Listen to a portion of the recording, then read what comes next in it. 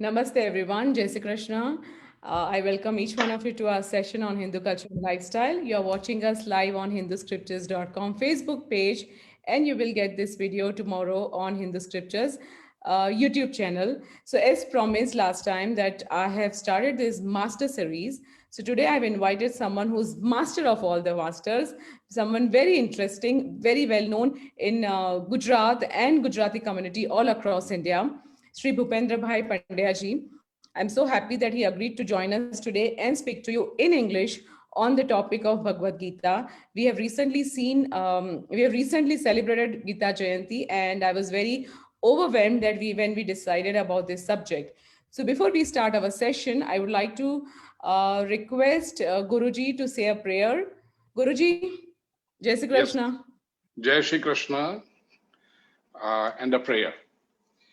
Ji. Narayanam namaskritya naram chaiva narottamam devim saraswatim vyasam tato jayamudirayet.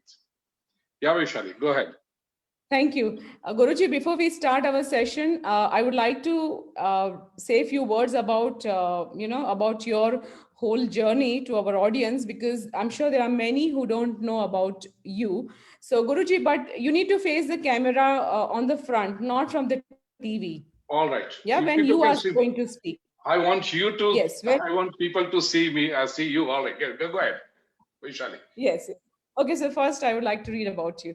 Pujya Shri Bhupendra Bhai Pandya ji is an inspirational speaker renowned for his seamless explanation of spiritual guidelines that resonate with modern day lifestyle. He infuses the learnings of scriptures with everyday examples for a thorough understanding and application. Although a spiritual leader, Pujya Shri Guruji does not compel people to merely sword the scriptures, but rather ignites in them a natural desire to acknowledge and implement these religious texts. His belief in personality development through the spiritual path has been well appreciated nationally as well as internationally. He encourages individuals to dive within themselves and eliminate the darkness of ignorance with self awareness. His humble and genius approach entices even the non believers to involve in his teachings. Proficient in Gujarati, Hindi, Marathi, English, and Sanskrit languages, this torchbearer of spiritual love and humanity has effectively put across his message through a vast range of global audience that includes modern, educated, rational, and professional youth. He connects to individuals in a way that they can lead a wholesome, happy, and satisfying life. Apart from inner peace and personality development, he extends his learning in the field of business as well. This spiritual master effectively uses logical applications of time tested principles mentioned in Indian scriptures to be more productive in business and ventures. His focus also lies in finding solutions to modern day problems with the application of ancient wisdom preserved in the Holy Scriptures. Spiritual seekers, educated youth, and professionals world over are enriching their lives through Pujya Sri Guruji's various books, DVDs, MP3s, and pen drives. He also encourages social development and strives to bring sustainable growth for underprivileged people. Pujya Shri Guruji's social spiritual activities are organized globally under the auspices of Satkarma Parivar. And many of you might know Shyam, with, an organization which is very well known in London, whose team has marked various milestones, is actually inspired by Pujya Shri. So, Guruji, now can I shoot my questions? Am Sure, I of ready? course. Yeah, yes, of course. Go ahead, Thank you. Vaishali. Thank you. So, Guruji, Pehla to, first of all, please tell us something about your childhood, about your journey. How did you start? Where were you? And how did you land being a Kathakar? Vaishali, and good evening to all our listeners world over on the platform of Satkarma Parivar and Vaishali's wonderful project, Hindu Scriptures. Vaishali, you have done a wonderful job. I have known to you, and obviously you have asked for my guidance at various stages of your wonderful project, and I congratulate you for that. My journey began in a very humble but a very learned, scholarly Brahmin family. I'm born, raised, educated in Mumbai. But because of some family circumstances, I had to spend 2 whole years with my grandmother in a small village in Gujarat. Name of the village is Sundhia. The name comes from the temple of Lord Ganesh. Sund in Gujarati is Trusk of Ganeshji. So Sundhia is Ganeshji. So our name of the village is from Lord Ganesh's name. And interestingly, it is just 2 miles away from now very famous Vadnagar, which is the birthplace of our Prime Minister Narendra Bhai Modi. So whenever I meet him, I always say that whatever the distance between Sundhia and Vadnagar, we want to make the distance between Mumbai and the rest of the world. May it be Gandhinagar, may it be Delhi, and may it be wherever his efforts and his wisdom takes world over. My grandfather, Vaishali, was a very learned scholar in 2 fields, scriptures and astrology. He was a royal astrologer to many states then, because India was not independent that time. So he was royal astrologer to many states, and he was invited by various states to see the horoscopes of people, royal families. He had one more art, expertise to find water level in the earth. In modern times, we have scientific gadgets to know that, if you want to dig a well or a boring, how much deep you will have to go in the earth to find the water. But in those days, there was no such thing. My grandfather used to go and he would say that at this particular level, if you drill and if you dig, you will find water at so much level. So this was it. Well, I lost my grandfather when my father was 8. So all this, what I'm relating, it's just my DNA. And what I have heard from my village people about my grandfather. I've never seen him, I've never met him. But my village people say that we see your grandfather, his name was Ishwar Lal. We see Ishwar Dada in you. My total upbringing, inspiration on this particular path is because of my grandmother. From a very young age, obviously, I used to spend all my summer vacations with my grandmother. She always used to inspire me and tell me, Beta, you are blessed with a Brahmin body. Prove yourself to be a true Brahmin. And she always used to tell me that the duty of a true Brahmin is to study the scriptures, practice them, and whatever you gain by practicing the knowledge, share them with the people and spread them as, she used to say, spread them as prasad. So what we preach is basically prasad for people. And this was her message that I have always remembered during my life. I'm a science student, I'm a science graduate, done law, management, and whatnot. I gave my first public discourse, Vaishali, at an age of 14. In India, it is SSC, which is 10th standard. So in the vacation of the 10th standard, I gave my first public discourse on Bhagavad Gita. Before that, I did used to speak, but on a very small gathering at family levels. But I'm talking about this first public discourse at the age of 14. Well, the journey continued. Initially, I used to speak only on Bhagavad Gita and Upanishads and Vedantic subjects. But there is one Kapadia family, Ravi Bhai Kapadia, when he lost his wife, Pannaben, they requested me that I should speak on Bhagavad also. Because in Bhatia Vaishnava families, there is a tradition, when they lose a near and dear one, they do a Bhagavad Katha within a year. So Ravi Bhai, his elder brother, Baba Bhai, and they all insisted. It was Bhagavad Katha and Ram Katha which gave me widespread publicity, because people were not prepared to listen to Bhagavad Gita discourses or Upanishad discourses in large gathering at that time. Now the scenario is different. So this is how it is, Vaishali. More than me, I would like to speak on the subjects that appeal to people and what the young generation, in modern generation, now wants to know about it. Go ahead, But Vaishali. Guruji, your life is very inspiring. And in this master series, I want to emphasize on the subject that we have many sampradayas, very many gurus, and then there are kathakars, and then there are preachers. So many times it happens that people don't understand difference between a guru, a priest in the temple, and a sannyasi and a sadhu. So in this series, I want to kind of reinforce that no, we have various traditions.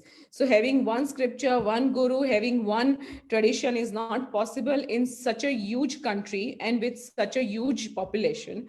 And because we were very intellectually, advanced, like in earlier generation, as well as I feel today also, because that is the reason we are ruling many companies now. But then people should understand that we are very intellectually advanced, and that is the reason we have created so many school of thoughts. So you being a kathakar now, today I want to tell my viewers that kathakaris is now, not many are left now actually, unfortunately, but are those who preach scriptures, and those are the gurus, or they might have gurukuls or they might not have. There is no compulsion, but he belongs to that traditions of preaching scriptures. Maybe he does not belong to any particular sect or sampradaya, which is not necessary in our the overall the overall what do you call it, structure of the society. So Guruji, I want to know what all scriptures you have studied to become a kathakar or a preacher. Vaishali, just to add to what you said just now, I know you have compiled and as you say, because of these Hindu scriptures, you have studied a lot, you have heard a lot, and you have compiled a lot of scriptures. So you definitely have a good base. But to add to what you described right now, Sampradaya are branches of one great tree called Sanatan Vedic Dharma. So basically, we all are, and by we, I just don't just mean Hindus of India.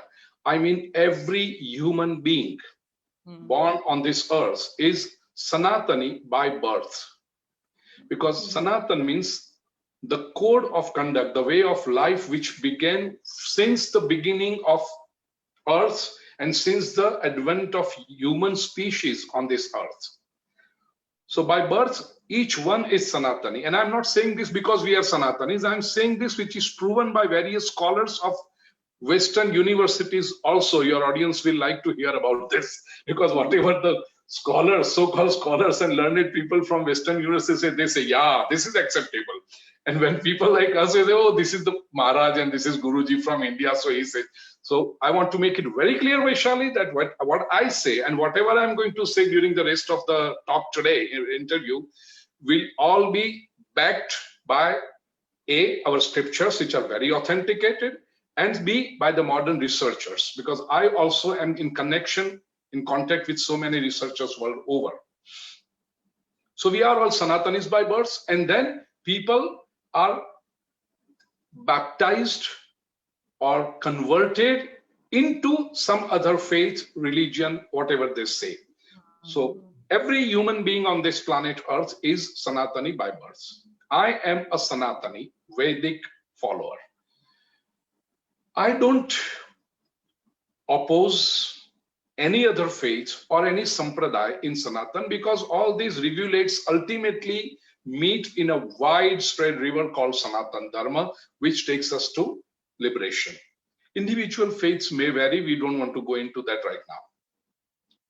And for this, Veda is the basic knowledge. The very meaning of the word Veda comes from with, to know. Whatever wisdom, I'm not using the word knowledge, because knowledge is just collection of some informations. I'm saying wisdom, dear friends. So whatever wisdom collected through centuries, millennia by the wise people is gathered in Vedas. I study Vedas because being a Brahmin, I took Yagnopavit Sanskar, Janev, the sacred thread.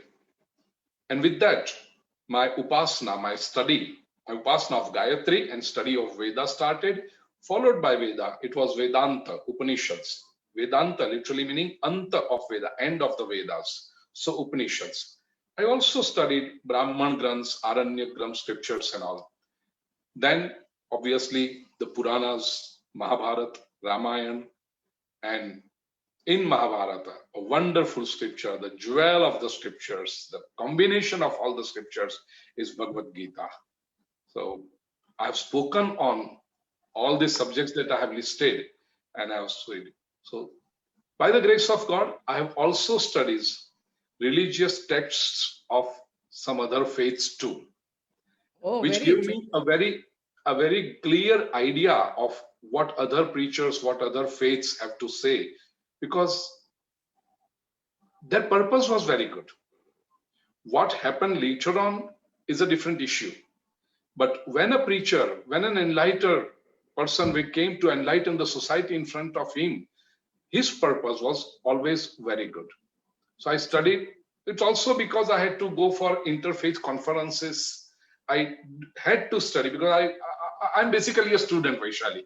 I like to read, I like to analyze, and I cannot speak about other religion, opine about other religion, unless and until I have studied it properly. So by the grace of God, I have studied other religion scriptures also. My goodness. So you mean you are a walkie-talkie university? Huh? You know it. Walking university, because you know it. You know me since at least a decade when you started your journey of these Hindu scriptures. That is very true. But then to tell the audience, I mean, I wanted you to say that to us, because personally, of course, I know your journey very well and your knowledge. I want to share this with my audience about you that 20 years back, once I had met with an accident. I was driving myself and somehow I was very fortunate, nothing happened. But because my head was banged to that steering wheel and some little bit of maybe I must have banged on the right side, right side of the glass as well. So that bang was inside my head, and that pain did not go. I went to the doctor. They said, no, we can go for MRI scanning. We don't see any problem, but that pain was not going. I really want to share this with my audience that fortunately I had a grandmother who was very regular to your kathas, and like a very obedient child, I always used to accompany her. So she told me, let's go, Bhupendra Bhai's katha is there, so let's go. So first day I did not go because I said I have a severe headache. And of course I did not tell her that I had an accident, but she said, okay, fine, you're not well. So second day I went. On fifth day, I just did not remember that I had an accident. I had an attack. I had a headache, and I was under medication. Nothing. So that is the power of Katha, and that is the power of Bhupendra Bhai's Katha. And this I'm talking about nearly 20 years. When I was still studying, and I still remember that after 4 days, the headache was gone, and I just did not even realize that I had an accident. So, Guruji, I don't have to know anything about you, but yes, I want my audience to know about you. Yes. So tell me, why did you choose Bhagavad Gita? Why you love it so much? Because today we decided that we'll discuss something, but you said Bhagavad Gita. So why Bhagavad Gita? First, I want to know the beauty of the scripture from you, and then we'll dive into more, the specific topics. Bhana Vaishali, Bhagavad Gita, the reason being, it has collected the nectar from all the scriptures. As it is rightly said in the Mahatmya of Bhagavad Gita, Sarvopanishado Gavo Dugdha Gopala Nandana Partho Vatsa Sudhir Bhukta Dugdham Gita Mrutam Mahat. So all the Upanishads, all the scriptures are like cows, and Sri Krishna has milked those cows and collected the essence for Arjun. And we all are. I mean, basically, Arjun is our representative. This wisdom is for each one of us. I selected Bhagavad Gita. I'm definitely attached to Bhagavad Gita because of one more thing. It is a universal message. Whenever we talk about a scripture, it will either preach some principles to a local population pertaining to the particular situation, or it will encourage people to follow their cult or sect, sampradaya, as you said. Bhagavad Gita, the speciality of Bhagavad Gita is, it is not interested in any such particular sect, cult, sampradaya, or anything. It gives a universal message. Srimad Bhagavad Gita has 18 chapters and 700 verses, but nowhere in this 700 verses, Vaishali, you will find that Krishna says that you follow Sanatan Dharma, or you follow Hinduism, or you follow this. You follow the supreme, you follow the divine, you follow the basic principle, the supreme principles of this universe, and your life will be transformed. So this universal message, which is essential for the modern educated youth who are not into any sectarian approach. They don't want to restrict themselves. They have a very wide spectrum of thinking. Secondly, principles of Bhagavad Gita are such simple that listen to them, think about them, put them into practice, and reap the results. Though Srimad Bhagavad Gita highlights Nishkama Karma Yoga, doing karma without the expectation of result, but the beauty of Bhagavad Gita is, if you put these principles into practice, immediately your life starts getting transformed. You do feel, you experience that you are changing, the situations around you are changing, and you become a source of inspiration for so many people around you. Vaishali.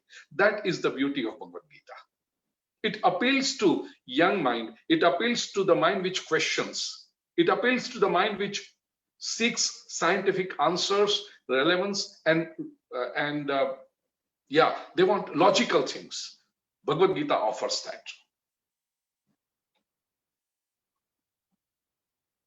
So my first question is that how we can improve our working life, as in, because now we have a huge huge population of professionals who are working in the offices, and they have a very set timing of 9 to 5 job, and Monday to Friday or Monday to Saturday, a very set timings for food, or sometimes they are just not not able to eat their meals also on time. So what message would you give to them? Because let's target first the working professionals, youngsters from maybe 25 years to 40 45 years. What kind of message you would give them, how they can improvise their life, their work environment, their productivity, their relationship with their bosses? So I think that is, that is something which it will really help them. It's a very good question, Vaishali. In fact, all the things that you asked, the bullet points in this question, I take corporate seminars, which take good 5 to 6 sessions over a weekend, morning, evening sessions, to deal with all this. But here I will say in a concise form, Bhagavad Gita, as described by many commentators, is Karma Yoga Shastra. Shastra meaning science, and Karma Yoga, to make your karma a yoga. Again, yoga is not just set of exercises. In our spiritual literature, and according to Sanskrit grammar, the word yoga comes from the root yuja. Yuja is to join. So yoga is the science that connects you with A, the Supreme. B, the connection with the Supreme is not possible unless and until you are connected with your own self. So yoga is the science which connects you with yourself and the rest of the world in a healthy way, because we are being human beings and we're being socially inclined. We interact with so many people. Without interaction, there is no joy in life. But again, we see that all the problems emanate from these interactions. Somebody said something and we did not like it. Somebody said something and we liked it so much that we were on the 7th cloud or 9th cloud. So all these ups and downs in life come because of the interaction with the people around. So connection with yourself, connection with the people, and connection with the Supreme. This is yoga. Bhagavad Gita teaches this science. Coming to your question and focusing on what you asked, Karma Yoga. Now the Western world has also accepted this word karma, because karma is not just work, karma is not just action. I want to say the young generation, the modern generation, which includes me also, and you also, first of all, find the purpose of your karma. As you mentioned that they work so much, sometimes they don't even have time to eat. They skip their lunch, they skip their breakfast. They're called workaholics. They forget everything. Is it right? Does it connect you to yourself? No, it does not. Does it connect you to your people around, your family, your society, your friends, your relatives? No, it doesn't. Does it connect you to the Supreme? No, it doesn't. Then I would say it is drudgery. It is not karma. It is not karma yoga. Gita is helpful here. Well, we have to do what we need to do. Whatever is in front of us, whatever is duty, we have to perform it. We need to work, we need to earn, we need to run our families, we need to discharge our responsibilities and duties. All this is important. I'm not saying that leave everything and go to Himalayas. No, because I'm not to Himalaya. I'm sitting in a home, in a very comfortable home. So I cannot tell everyone to go to Himalaya when I'm not doing it myself. And right now I'm doing some work. We all are working, but I'm doing karma. I'm doing karma yoga. Why? Because Gita has taught me to change the drudgery into karma yoga. And this is basically the journey of Bhagavad Gita. My message on the basis of Bhagavad Gita to this young generation is, ask yourself, how do you operate? Most problems in the modern generation comes because they operate by default and not by design. Pay attention to these words. Most of us, they operate by default. The alarm rings in the morning, you get up, you leave the bed. It's not important whether your sleep is enough, sufficient or not. You have to get up when your alarm goes off. Rush to the bathroom, get ready, wear your clothes. And it's like a machine. The life is like a robo. Get on the taxi, get in your car, get in the metro, reach your work, perform what you have to. And that also you are driven by so many external forces. Very, very few people, Vaishali, if you see in this corporate culture today, they have the freedom to work. They don't have. They just operate by default. Some targets, some deadlines, so as they say, your time to come report to the office is fixed, but when you go home is not fixed. I have seen those laborers, those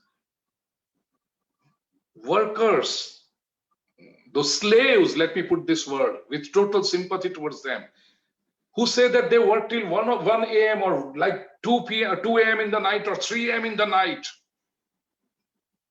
I pity them because they are slaves. Bhagavad Gita gives us the freedom to choose the quality of work. Bhagavad Gita has taught me, Vaishali, that make your passion your profession and your life will be a celebration forever. Make your passion your profession. For most people, what happens? Then it becomes a karma yoga. As you initially asked about myself, I'm a science graduate. I wanted to be an engineer. I've studied management. I've done law, though I've not completed it. I just did 1 year and then I found it futile, so I left it. I was working for a bank. I used to direct dramas in my college days because that was the thing which gave me money without any educational qualification and purely on my talent. Because I did not take money from my father after I passed my 10th grade exam. I'm totally on my own. So again, that's a different story. I don't want to go into it. But in spite of doing, and at various stages, I had selections.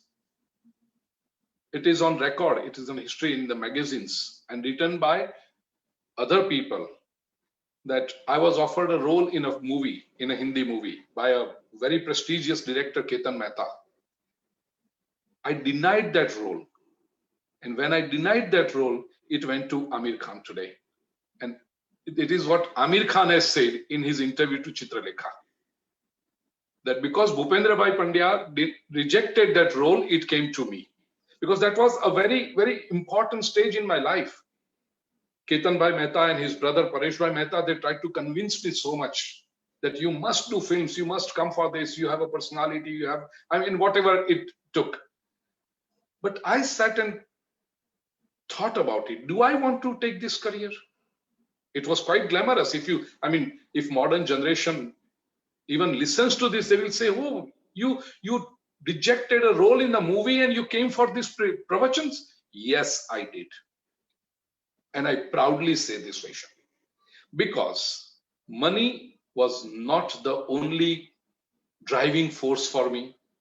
I never went after fame as most people today, even if they know a little bit, they go so much after publicity, self-publicity, self-proclamation. I did this, I did that. And such people, unfortunately. So, and there are so many of them around. I never ran after fame. Even the fame came to me as Sri Krishna's prasad. I was very clear. I want, as my Dadima, my grandmother told me, be a true Brahmin. So I was very much aware of the purpose of my life. Why I'm saying this on the basis of Bhagavad Gita, Vaishali? Each one has a definite purpose in the life, and that is what Swadharma means according to Bhagavad Gita. Most problems in the modern society emanate because people are misplaced. A person who could have been a wonderful farmer is working as a clerk in some office. A person who could have been a very good painter is probably operating a computer in somewhere. A person who could have been a very good singer is driving a car for somebody. A person who could have been a very good manager in an office, in a corporate culture, probably has turned out a pilot and flying an aeroplane. So people are misplaced. If you ask people, what is your hobby? They will always say, after my work gets over, if I get free time on weekends or on a long weekend or on vacation, I want to do this. They pile up what they like to do for some other time. And they are doing what they don't like to do. I always ask during my discourses, in my seminars, corporate seminars, in the very first session, I asked these two questions, that answer these questions honestly. If you did not have pressure to earn money and discharge responsibilities with that come along with earning money, and you did not have pressure of time, would you still be doing what you are doing right now? And 99 out of 100 people have said no. They are doing what they are doing either to earn money, they don't have any other source, or they are doing it because they are pressed for time. If you do not have the commitment to earn money or the pressure of time, would you do this thing? Now, if you ask me the question, I will say yes. I don't have pressure to earn money because my necessities are very few. Not that I'm a very rich person. No, I'm not. I do need money. I do need to earn to discharge my duties in the modern society, as we all do. But I'm never under pressure to earn money. And I'm never under pressure of time that I have to complete this before this. I don't have deadlines. I have selected this. And when I say I'm not the only person. If you see successful people, if you see extraordinary people, if you see the people whom society admires, makes their heroes and remembers for a long period of time, and the society discusses, it could stoop down to the level of gossiping on a social media, but what the society gives importance to people, all such people will have this common principle laid down in Bhagavad Gita. Whether they've read Bhagavad Gita or not is a different story, but their life will go on this. They have made their passion their profession, and because of that, their life is a celebration. Talk about a successful cricketer, talk about a successful footballer, talk about a successful politician, talk about a successful artist, talk about a successful actor, talk about a successful person in a spiritual field. You will always find this common denominator. They have made their passion their profession. And mind well, it is a very bold decision. Very few people can take it because it is a risky thing. When you make, not everyone succeeds. Not everyone succeeds financially. Not everyone succeeds in his career, in his or her career. But you have to take such bold decisions if you really want to excel in life. Otherwise, most people, Vaishali, as you said, they just go through the drudgery of life. So Karma Yoga to me is make your passion your profession, and your life will be a celebration forever.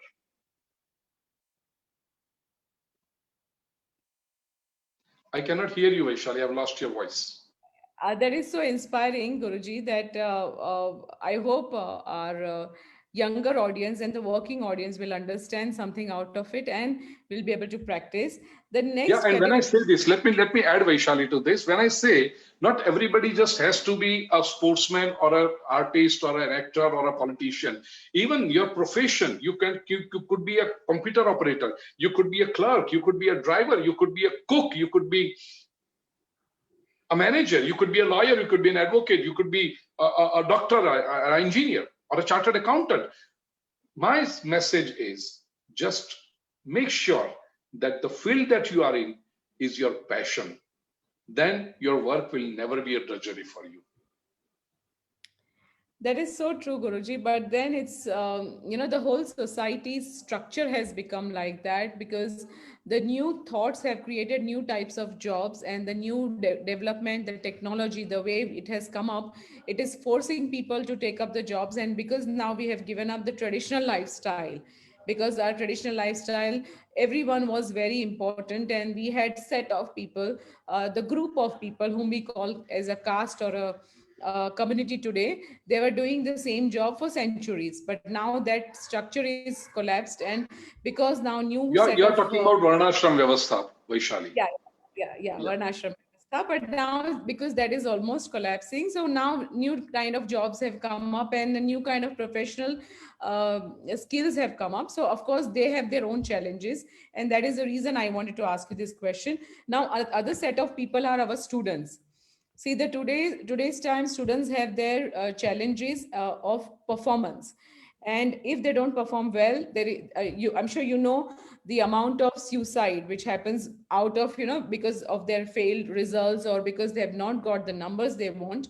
It's extremely important that we give a good guidance to students how to excel, and what if they don't excel, what is their second option, and how to choose that second option. So tell us something about that. Vaishali, I want to say to the students and the parents both that getting good grades is a wonderful feeling, no doubt about it. But the life doesn't end there. How many of us who have crossed 25, 30, or 35 years of age remember their degrees or how did they fare at school? No, it doesn't. So, how do you rate success in life? Just getting good grades is not success or failure. It doesn't make you successful or a failed person. In fact, Bhagavad Gita says that failure itself is a stepping stone to success. Failure is not a failure unless and until you accept it as a failure. If you keep striving, one failure takes you closer to the success. You must have heard the example of I'm forgetting the name, the person who invented the electric bulb, the scientist. He was experimenting on the Edison, Thomas Alva Edison. Thomas Alva Edison. Yeah, thank you so much. So Edison, he was working with his assistants and associates. They were working on this project and they failed good amount of 900 times. They were making it a log that we have. So the associates said that, sir, let me forget about this. Let us start some other project. We are wasting time and our efforts and energy and obviously money on this.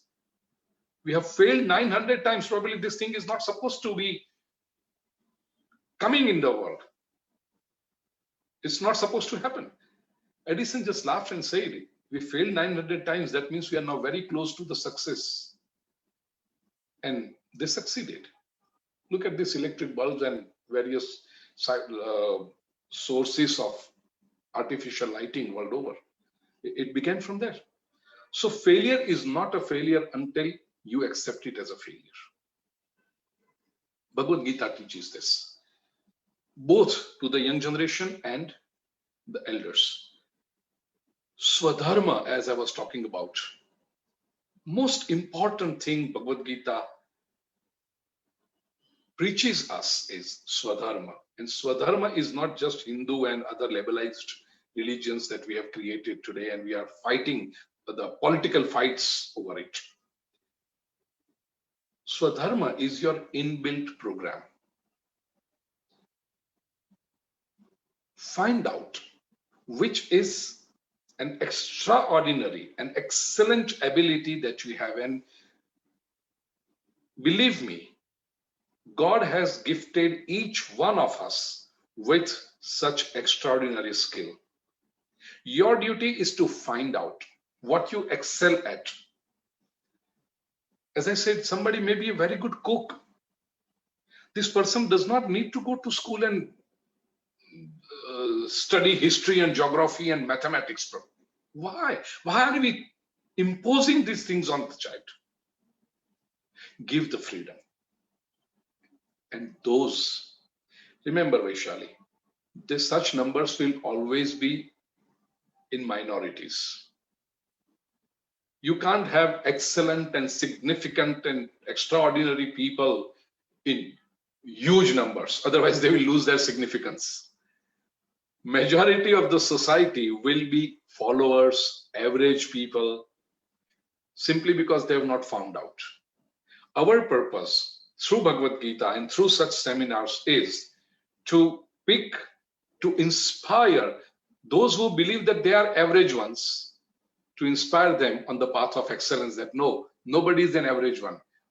You remain average till you don't find your excellent qualities. The moment you tap your excellent qualities, you find the great thing that you're bestowed with, and you work on it. You work on your Swadharma, your inbuilt program, you excel. And this path to excellence is open for everyone. Suicidal attitude, frustration, depression, all these are signs of weak mind. Bhagavad Gita strengthens the mind. There are chapters and chapters, there are verses and verses which describe how to make your mind stronger. Like in the 6th chapter, Atma Sanyam Yoga, Bhagavan Shri Krishna describes how to meditate. And through meditation, you can make your mind stronger, and a strong mind has the ability to absorb such shocks of failures, temporary failures. That's so right, Guruji. So the reason I wanted to ask you this question is because the rate of suicides, which is growing in India, especially because of failures in their whichever exams or whichever whatever Vaishali, they. it is not just exam, or it is not just in India. I was reading this book by Harari, Homo Deus. Very interesting book, very interesting author. In the initial chapter, he says, and he has given numbers. Unfortunately, I don't have book right now in front of me. I would have told you that he is giving us the facts and figures of the year 2016, world over, not just India, not just Hindus, population world over. Harari says that the number of unnatural deaths in the year 2016 was like accidents, terrorism. Unfortunately, it was at its peak in 2016. Various organizations were, and we don't want to go into it, but all this put together, you know what? The number of people committed suicide was larger. It was like 800,000 people committed suicide in the year 2016 world over, which included youth, students, elderly people, everyone, no age group bar. People died due to the road accidents were less than this. People died because of the terrorist attacks was less than this. And this is a very worrisome thing. People killed themselves. Who's to be held responsible for it? Well, circumstances you can justify, but the person who had such tendency, who had such negativity, needed to be treated, needed to be attended to, needed to be empowered and inspired by the wonderful thoughts of Bhagavad Gita. Probably we could have brought this number much lower. Vaishali. That is true, Guruji. So next set of people I would like, I want to, talk about is homemakers. I don't want to call them housewives because it's very derogatory. I find it very derogatory. I know that there are many working women who get inspired by many ways. They have many ways to find their way out, and they have many reasons to do it, and then they have a good push from their family. But I feel that homemakers and the women who are at home, we have really kind of made them look like a joker, or an unachiever or a failure, because they are raising the kids, they are cooking 4 times a day, they are taking care of the house and the husband and the relatives, and the our vyavhar thing, which is so social thing, is so important in India. Then they look into the education of the kids, then they look into the overall growth and their performance and everything. It's like Monday to Sunday, no holiday and no paid job. And these kind of women are, I feel, they are kind of deprived of any kind of motivation. They are not able to understand how they should do their perform their duties better. So please give us some message for those women. I don't want to talk about working women because I feel a lot is being said about them. Let's inspire the women who are at home and who think they are non-working, and who think that they are unproductive, and who think that because they don't get money in hand, in cash, their work is not meaningful. Vaishali, as you rightly said, the housewife is a derogatory word.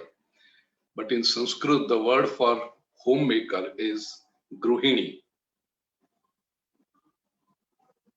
the owner of the home. It is said, Gruhinim Gruhamuchyate. It is the lady who makes the home a heaven or hell. It is in her hands. In my discourses, I describe them as domestic engineers. It is a better lofty title. So just about talking the title, I always tell them, don't feel guilty or don't feel inferior to anyone just because you are a homemaker. If someone asks you, who are you? Usually our ladies answer, I'm just a homemaker. No, you don't have to feel guilty or feel ashamed about it or feel inferior about it. Say it with pride that I'm a domestic engineer, and then let the other person interpret what he wants to. Jokes apart, no, it was not a joke, it was a very serious thing, because the homemaker is an issue. First of all, the lady herself should not feel that she is doing an inferior job. Our culture, sitting in Kenya, Vaishali, you are saying in India, I don't use those word. It is everywhere, right? So it is the mentality. Again, not restricted to any particular society. It is the mentality, it is the patriarchal mentality that we need to change.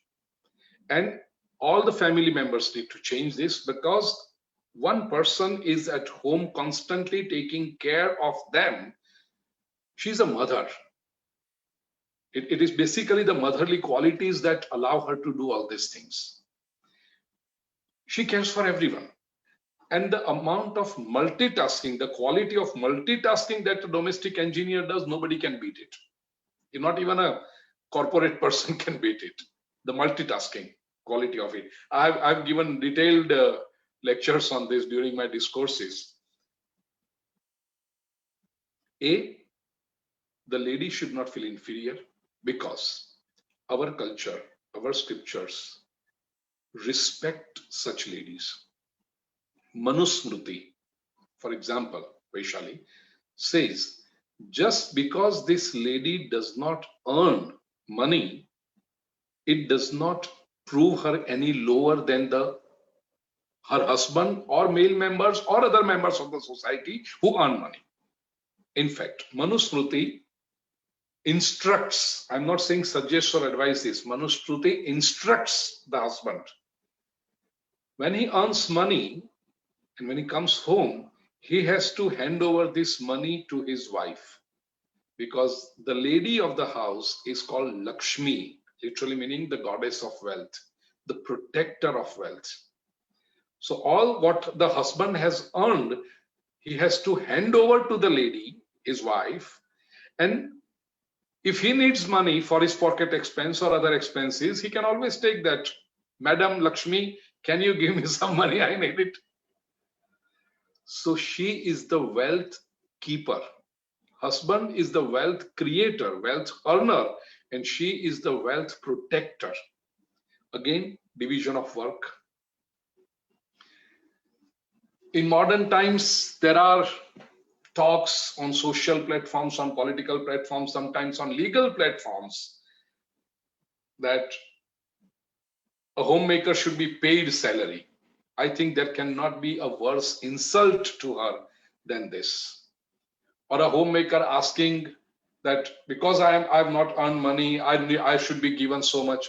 She has so much. It is the system we need to follow. Most problems, Vaishali, in our life are because we have forgotten the instructions, the advices given by our great rishis of the past. So I'm not against modern times. I'm not against what's happening in the modern, because I know one thing for sure, that we cannot go in the history. We cannot take the time behind. We have to progress. Only thing is, in this progress, so-called progress, we cannot leave good things behind. And that is what we have done. Because of that, the problems are there. We have to preserve those nuggets that our ancient rishis, ancient seers have given us. And if with those nuggets, with those advices, if we progress in life, our happiness will have no bounds. In Bhagavad Gita, Sri Krishna says, there are 7 qualities in a lady, which Krishna says, it's me. 34th verse of the 10th chapter. 10th chapter is Vibhuti Yoga. Sri Krishna narrates in front of Arjun that where you can find him. So in a lady, there are 7 qualities which Krishna says it's me. Kirtir Shrir Vakcha Narinam Smrutir Medha Dhruti Kshama. Kirti, literally meaning fame. I've described in my Bhagavad Gita discourses in detail all these qualities. Fame. But fame is not just, as I said, getting famous and more number of people know you. No, fame is basically inner beauty. How people respect you. Rather than knowing you, how people respect you. So Kirti, Shri is wealth. Vak, Vani, speech. Kirtir Shrir Vakcha Narinam Smruti, memory. Ladies have wonderful memories. They remember everything. I mean, they have this scanner kind of thing. They will talk about what happened 10 years back, as you talked about what happened 20 years back. I don't even remember this incident, but you do. Of course, it's nice on your part, but they remember everything. That memory. Medha is intellect. Dhruti literally means dharan shakti, firmness. And kshama is forgiveness, patience, tolerance. So these are the qualities in women. Krishna says, it's me. You can worship me there in these qualities. One more thing I want to mention here. In so many other schools of thought prevalent even today, they say that a woman cannot attain liberation. Women are looked down upon. Women are separated. They have, like one minus step. They are one step below the man position. Bhagavad Gita is the only scripture, and Purna Purushottam Shri Krishna is the only revolutionary preacher and propagator of Sanatana Dharma who says, Striyo Vaishyas Tatha Shudras Tepi Yanti Parangati. Even they can, this is 32nd verse of 9th chapter in Bhagavad Gita. There are religions, there are faith, there are sectarian approaches which say that even if a lady leads a very pious and very spiritual life, she cannot attain liberation in this birth. Because of these good deeds of her in this birth, in the next birth she will be born as a man and then she will be liberated. Why this vaya? Krishna says, no. Soul is the same. The body may be different.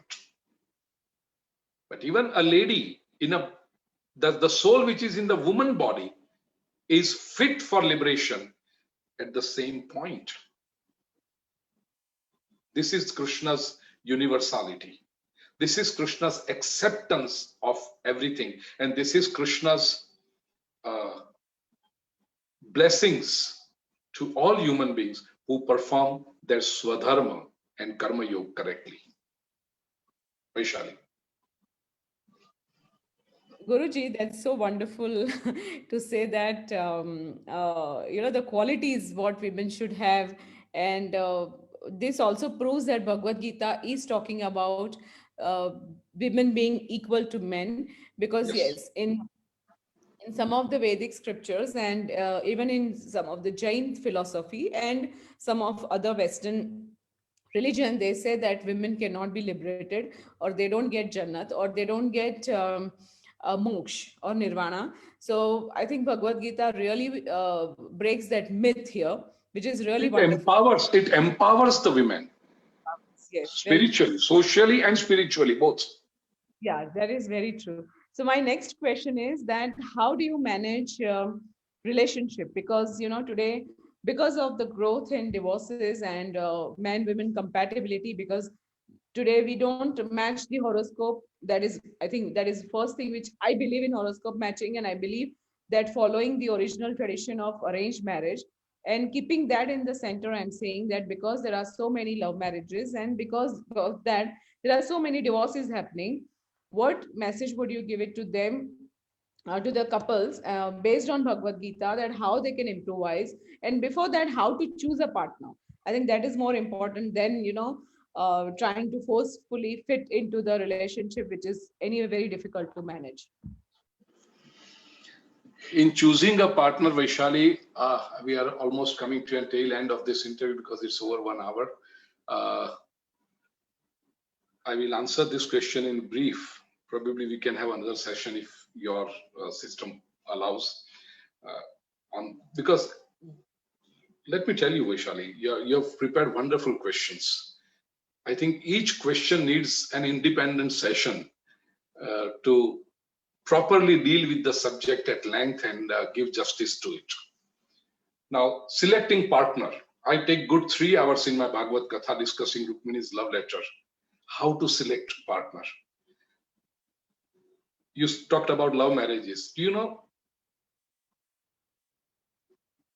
Krishna Rukmini's marriage is the first official love marriage, and Rukmini has written first official love letter to Krishna, which is documented in Srimad Bhagavat, and it is preserved since last more than 5 millennia.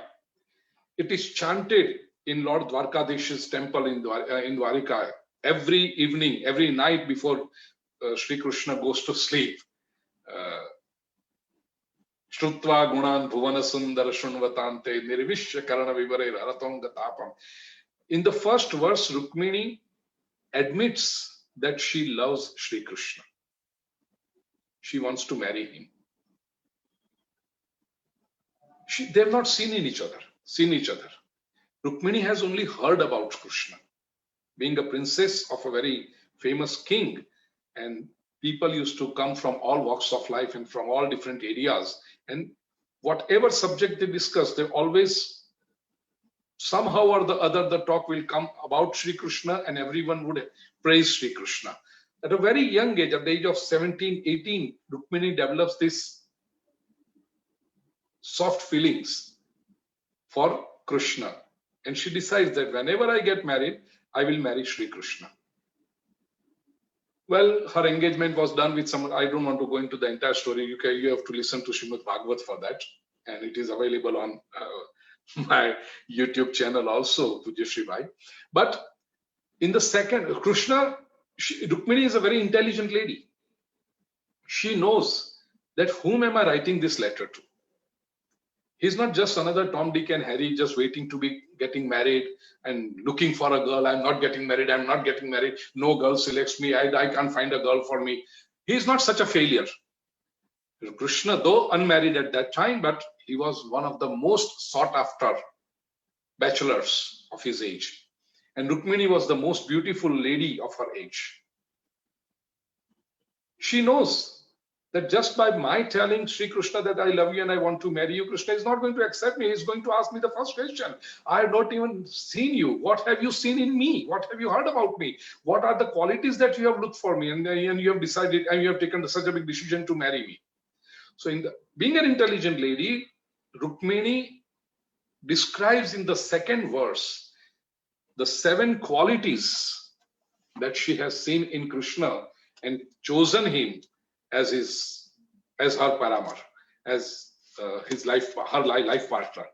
And she says, Rukmini, Katva mukunda mahati kulashila rupa vidya vayo dravina dhama bhiratma tulyam dhirapatin kulavati navrunita kanya Kale Nrsimha Naraloka Mano Viramam. See, this is the beauty of Sanskrit language. This is the beauty of studying scriptures, which majority of part-timers don't have today.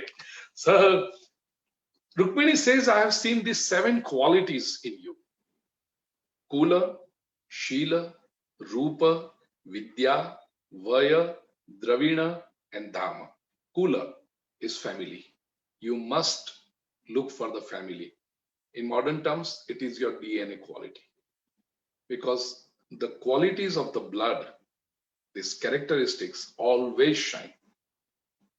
In modern day love marriages, love is again too heavy a word, too pious a word.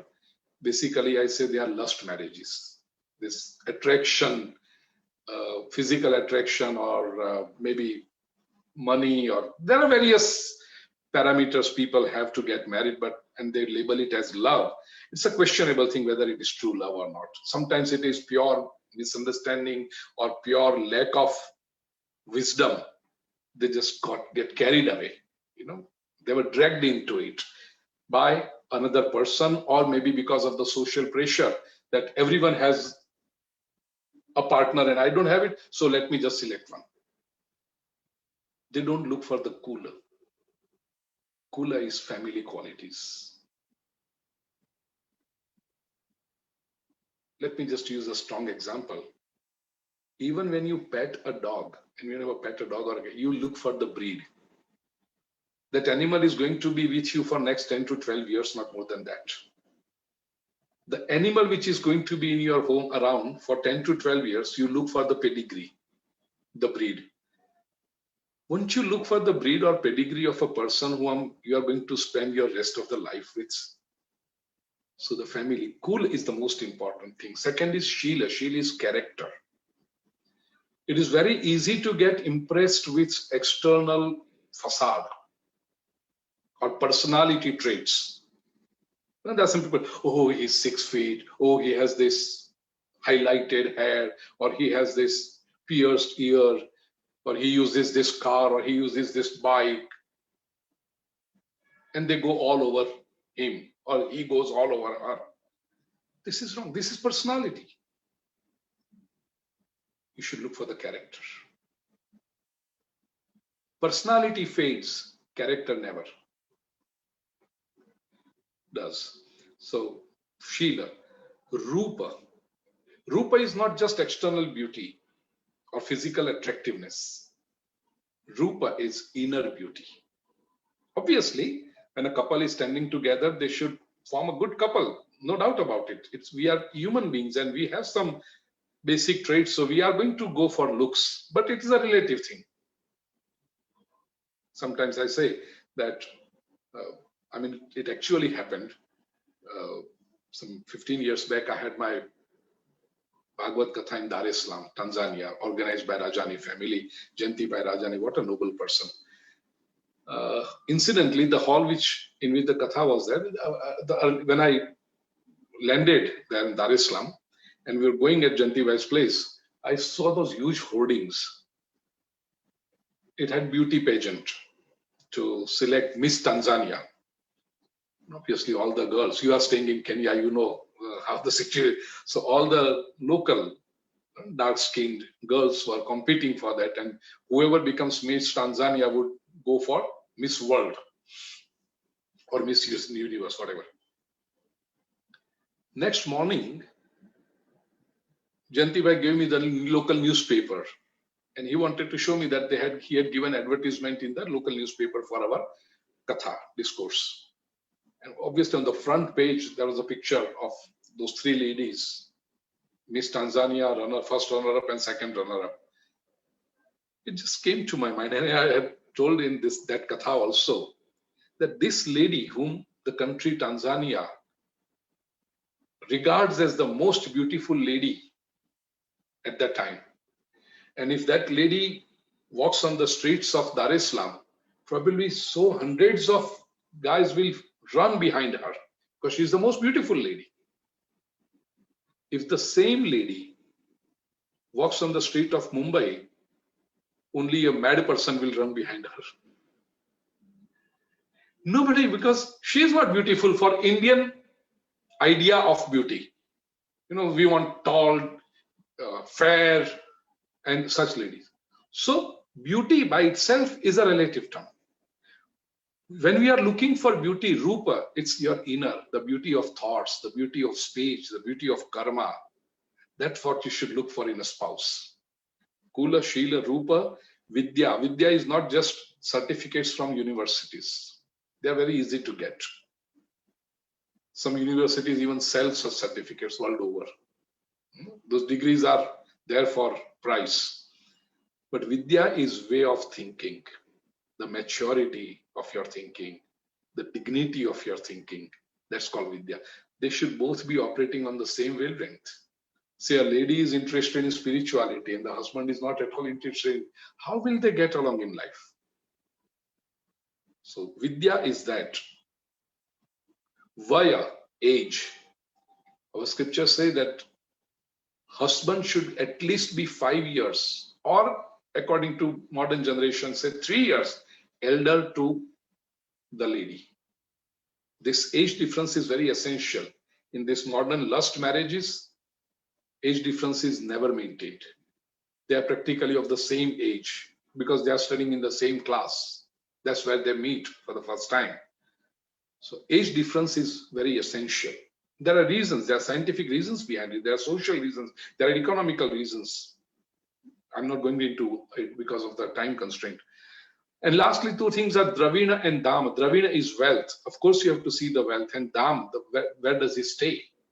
So these are the 7 qualities one should look for while selecting a partner.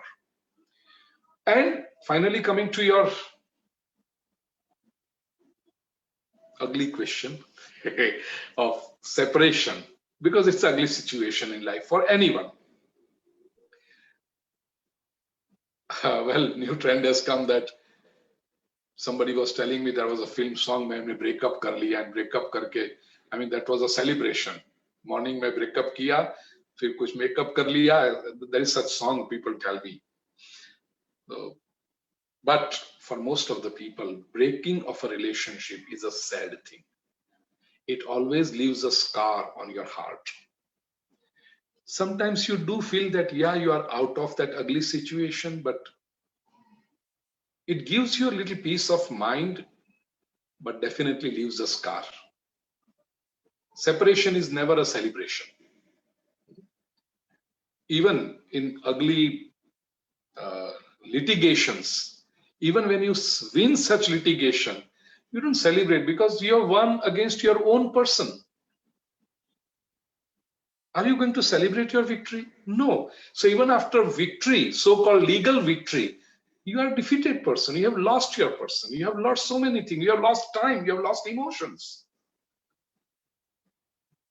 One needs to handle this in a very dignified way. I quote one stanza in Urdu, a shairi by Sahir Ludhianvi. वो अफसाना जिसे अंजाम तक लाना न हो मुमकिन, उसे एक खूबसूरत मोड़ देकर छोड़ना अच्छा. Agreed. Practically, there are some relations which cannot just go on. That's a reality of life, and we have to accept it. I don't believe in, just carry on this for the rest of your life and just get exploited or stay unhappy. Either or. It could be a lady or it could be a man. It could be anything. I'm very neutral. I'm very unbiased. I'm very objective to this situation. A relation should be enjoyed. A relation should be a pleasurable experience. It can never be a slavery. It can never be a punishment. It can never be an ordeal. Your relation cannot be an endless ordeal for you. In such circumstances, it is better to come out of it and part your ways in a dignified way. वो अफसाना जिसे अंजाम तक लाना न हो मुमकिन. You have tried all your ways to make the relationship work, not only for yourself, but for in the interest of everyone, the family, for children, for elders, for society, for everyone. But all your sattvic efforts fail. It happens. It's a reality. And we have to accept this reality. In such circumstances, Vaishali, I always suggest, based on my thinking on the scriptures, as उस अफसाने को एक खूबसूरत मोड़ देकर छोड़ना अच्छा. Leave that relationship, but give it a खूबसूरत mode. Give it a beautiful turn. You don't know life. You may meet again. You may come, across each other. maybe in some social gathering, maybe somewhere, you should have, I mean, you can part as good friends. Even when you meet in future, you can at least say hello to each other. You can at least say Jai Shri Ram, Jai Shri Krishna to each other. You can at least smile at each other. If you have children, you can at least both contribute to the growth of your children together. Give it a dignified turn. Let me tell you, there are some people, Vaishali, unfortunately, they do not know this dignity. They make it so ugly that you don't even like to look at their face again. Forget about good friendship or healthy relationship. You don't even like to look at their friends. Such people do not have the beauty, the emotion to take care of a lovely relationship. I mean, they are not qualified to be in a relationship with any other person ever. Give it a beautiful turn. Give it a sundar mood, khubsurat mood. So nice, Guruji. That's wonderful of saying that give it a good turn. And there are a few people I know, Vaishali, there are a few people I know that when they realize that that relationship cannot go ahead, they actually gave a very good turn. They remain good friends. That's so wonderful. It requires Yes, it is. And I admire such people. Yes. A lot of maturity is required to handle the situation smartly. So of course, we are running out of time, but I still have a couple of questions. But the most important one. Vaishali, I will have to say sorry because I have some other commitment. Yes, there's only one question. Sorry. So how to improve our thoughts and mind power through Gita? Since nowadays a lot of research is happening about mind and its capabilities. I think you can explain this thing in a brief and give us some I cannot because if I try to explain this in brief, I'll be doing injustice to the subject. So let us meet some other time whenever it is convenient to me, you and our listeners, and we'll talk this subject in detail. It's always interesting it is always good to end the session on a very interesting note. Let people wait for something. See, here I'm getting comment from Jitesh Chandara. He says, brilliant conversation. Okay. So yeah. No, but my as usual, my desire and my thirst for the knowledge is endless. Even after so many years of reading and writing and collecting information, I'm still thirsty. So on the last note, I would like you to recite for some of your favorite verses from Bhagavad Gita, which are important for us to know. Maybe the closing remark. Oh, good. There are so many of them, but the first verse that comes to my mind is the last one. Okay.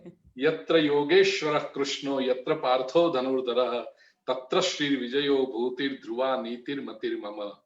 Yatra Yogeshwara Krishna, where Shri Krishna is. Yogeshwara, the Ishwar of yoga. Yoga to join, to connect with our own self. Yatra Partho Dhanurdara, where Dhanurdhar Partha. Dhanurdhar Partha means Arjun.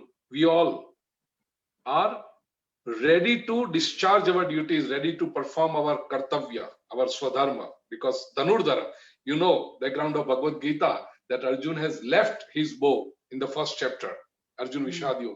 Here he is Dhanurdhara, so ready to strike, ready to perform his duty. When we are ready to perform his duty, and when we are accompanied by the Yogeshwar Krishna, the Krishna who joins everyone, the Krishna who connects everyone with us. Tatra Shri Vijayo Bhuti Dhruva Nitir. There lies the wealth, prosperity, Shri Vijay, victory, Samruddhi, prosperity, and everything.